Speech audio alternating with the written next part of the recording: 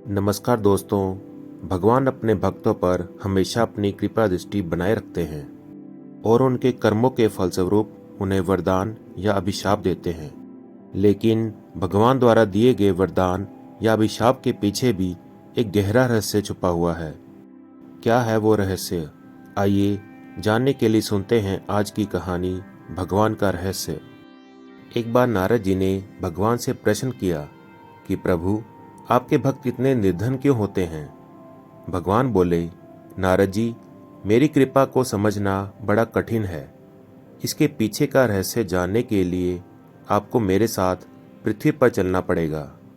इतना कहकर भगवान नारद के साथ साधु भेष में पृथ्वी पर पधारे और एक सेठ जी के घर भिक्षा मांगने के लिए द्वार खटखटाने लगे।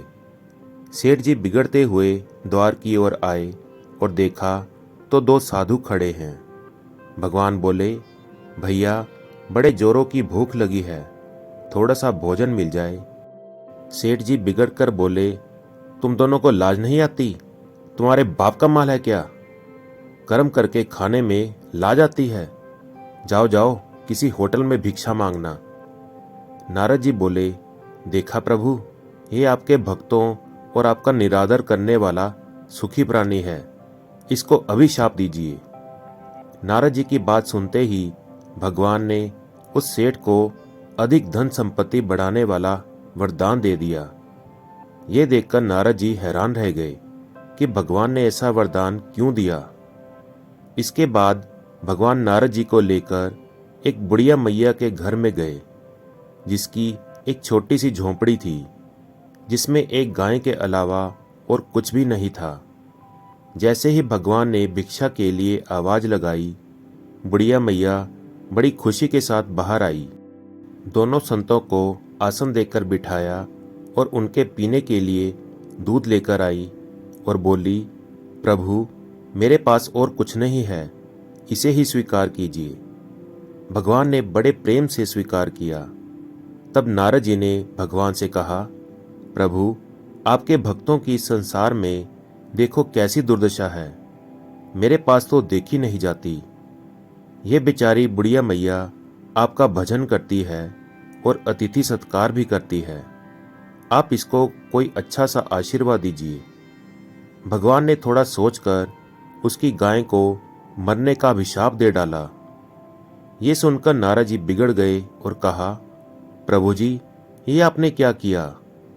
भगवान बोले, ये बुढ़िया मैया मेरा बहुत भजन करती है, कुछ दिनों में इसकी मृत्यु हो जाएगी और मरते समय इसको गाय की चिंता सताएगी कि मेरे मरने के बाद मेरी गाय को कोई कसाई न ले जाकर काट दे।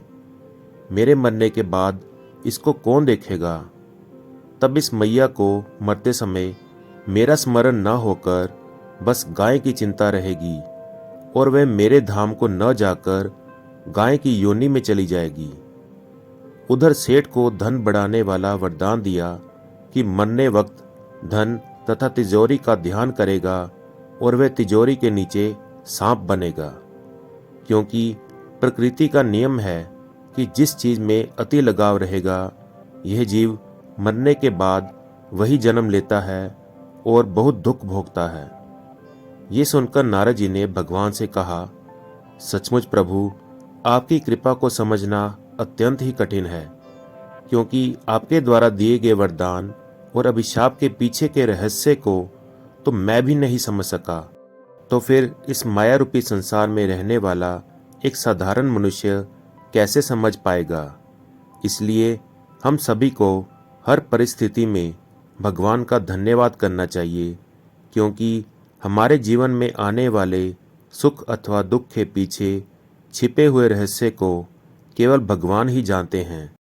इसलिए चिंता को छोड़कर अपना ध्यान और चिंतन प्रभु की ओर अधिक रखें। तो कैसी लगी आपको ये कहानी?